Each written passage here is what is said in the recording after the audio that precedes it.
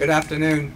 I have the honor this afternoon of presenting to you a somewhat different side, a different aspect of Colonel Ingersoll's personality and philosophy. We've heard a lot of very critical remarks about organized religion, but I'm going to present a different aspect. I have chosen one of his greatest and most famous orations. It was his eulogy for the poet Walt Whitman. Walt Whitman was also lived in Washington for many years before Colonel Ingersoll was here. They were very, very good and close friends, and in fact Whitman in his declining years gave specific orders. He wanted only Colonel Ingersoll to deliver his eulogy. I'm a great fan of both men. I am active with the Washington Friends of Walt Whitman. I'm a great admirer of Whitman for many, many reasons. I could go on and on and on, as a Washingtonian, as a gay man, as a Civil War buff, and so on and so forth. So I think this is a very, very moving and appropriate tribute from one of my favorite people on behalf of one of my favorite people. My friends, again, we, in the mystery of life, are brought face to face with the mystery of death. A great man, a great American, the most eminent citizen of this republic, lies dead before us, and we have met to pay a tribute to his greatness and his worth. I know he needs no words of mine. His fame is secure. He laid the foundation of it deep in the human heart and brain. He was, above all I have known, the poet of humanity, of sympathy. He was so great that he rose above the greatest that he met without arrogance, and so great that he stooped to the lowest without conscious condescension. He never claimed to be lower or greater than any of the sons of men. He came into our generation a free, untrammeled spirit with sympathy for all. His arm was beneath the form of the sick. He sympathized with the imprisoned and the despised, and even on the brow of crime, he was great enough to place the kiss of human sympathy. One of the greatest lines in our literature is his, and the line is great enough to do honor to the greatest genius that has ever lived. He said, speaking of an outcast, "Not till the sun excludes you do I exclude you." His charity was as wide as the sky, and wherever there was human suffering, human misfortune, the sympathy of Whitman bent above it all as a firmament bends above the earth. He was built on a broad and splendid plan, ample without appearing to have limitations, passing easily for a brother of mountains and seas and constellations, caring nothing for the little maps and charts with which timid pilots hugged the shore, but giving himself freely with recklessness of genius to winds and waves and tides, caring for nothing as long as the stars were above him. He walked among men, among writers, among verbal varnishers and veneerers, among literary milliners and tailors, with the unconscious majesty of an antique god.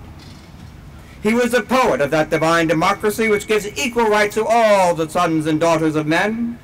He uttered the great American voice, uttered a song worthy of this great republic. No man ever said more for the rights of humanity, more in favor of real democracy, of real justice. He neither scorned nor cringed, was neither tyrant nor slave.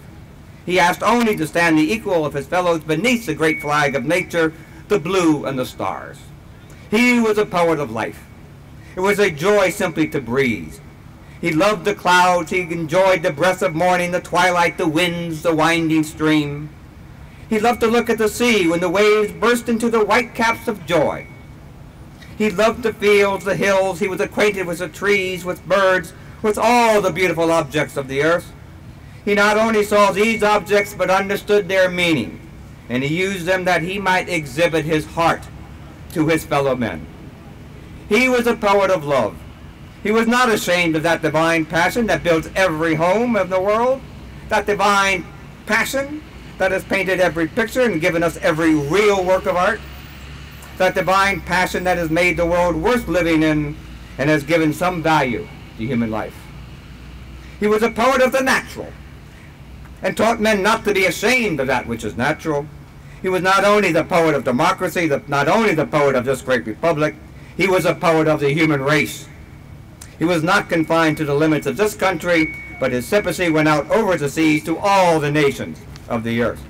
He was absolutely true to himself. He had frankness and courage. He was as candid as light. He was willing that all the sons of men should be absolutely acquainted with his heart and brain. He had nothing to conceal. Frank, candid, pure, serene, noble. And yet for years he was maligned and slandered simply because he had the candor of nature.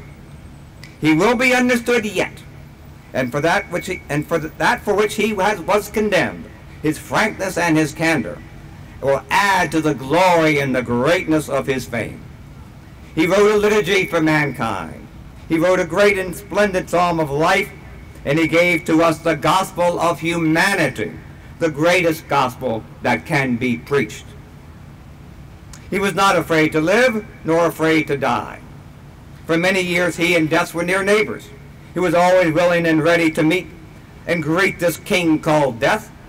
And for many months he sat in the deepening twilight, waiting for the night, waiting for the light. He never lost his hope. When the mist filled the valleys, he looked upon the mountaintops. And when the mountains in darkness disappeared, he fixed his gaze upon the stars. In his brain were the blessed memories of the day, and in his heart were mingled the dawn and the dusk of life. From the frontier of life, from the western wave-kissed shore, he sent us messages of content and hope. And these messages seem now like strains of music blown by the mystic trumpeter from death's pale realm. Today we give back to Mother Nature, to her clasp and kiss, one of the bravest and sweetest souls that has ever lived in human clay. He has lived, he has died, and death is less terrible than it was before. Thousands and millions will walk down into the dark valley of the shadow, holding Walt Whitman by the hand. Long after we are dead, the brave words he has spoken will sound like trumpets to the dying. And so I lay this little wreath upon this great man's tomb. I loved him living, and I love him still.